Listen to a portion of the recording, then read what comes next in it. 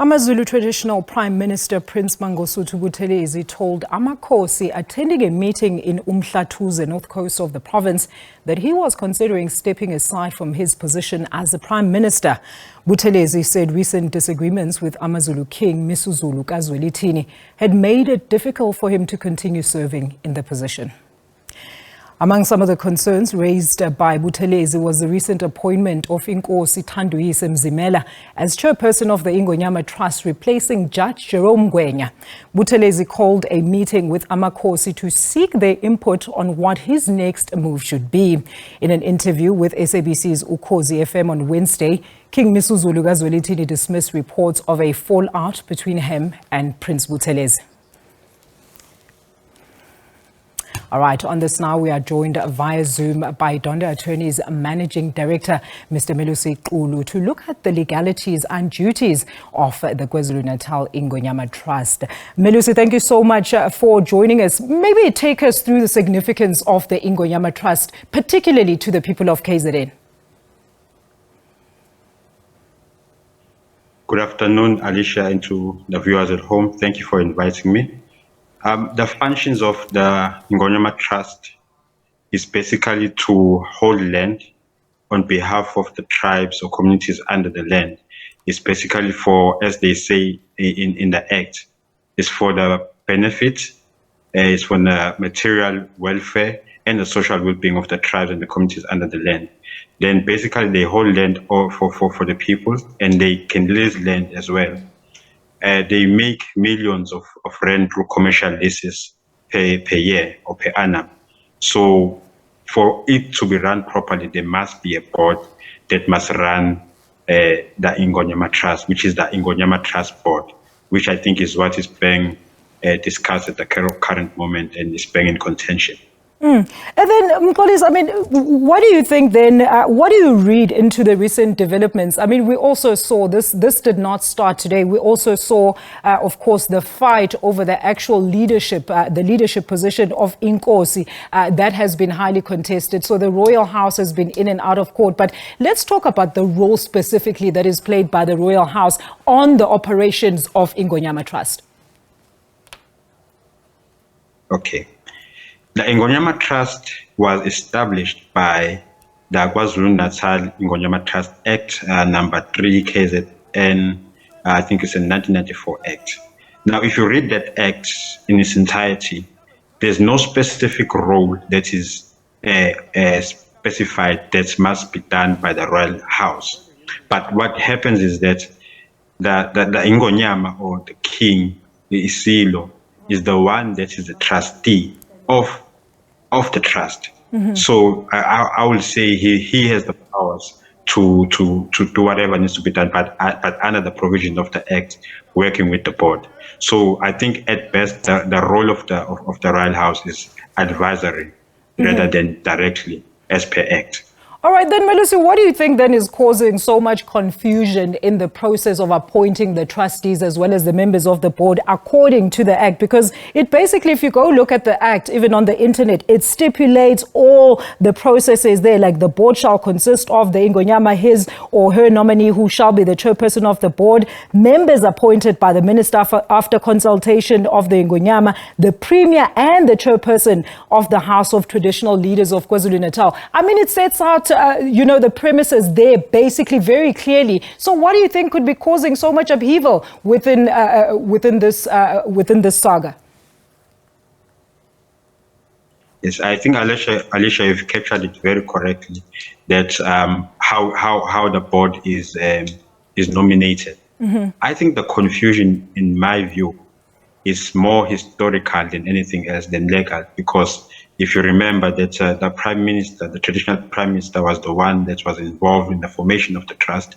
And he even said that the former King Isilo, Zwelithini, he nominated the current or outgoing chairperson of the board, Judge Ngwenya. So his view is that historically it should remain as such. But if you read the Act, it says specifically on section 2A, subsection 3, paragraph A, that Ingonyama shall be part of the board or his nominee as a chairperson. Then the 4 board members shall be nominated by the Minister of Agricultural and Land Affairs, but he or she will do it by consulting Ingonyama, the Premier, and the leader of the Traditional Council as well in KZN. So it's very clear, but I think the confusion, to answer you, maybe is based on the fact that historically the people who are involved might need to hold on to it, but the Act is saying something different. And if it's applied as per Act, the powers of obviously to decide what will happen are based or are solely on Ingonyama, working, of course, with the board and the Minister of Agriculture. Melusi, would you then say there is political interference that has actually marred this whole process? Would you say it's akin to that? But I mean, it's always been there, but it's just that it's basically raised its head even more now that we are seeing after the passing of the former king. Okay, I want to be very careful to answer you on this one because I'm not a political analyst. But obviously, when there's land to be decided upon and there's monies to be decided upon, there will be interest from all parties. And I think the concern of the traditional prime minister is that there are people, according to him, that are interested in influencing Ingonyama. So, you know, all those politics might be there, but I think I'm not the best one to answer them. Mine was just to form an opinion on the legal part, which is based on the act that we mentioned. But let's see how it will go going forward.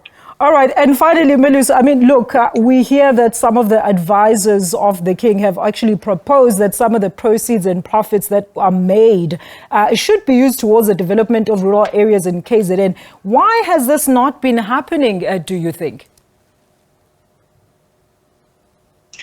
I think at the formation of, this of course is a personal opinion, at the formation of the Ingonyama Trust, it was not very clear how it will benefit the community.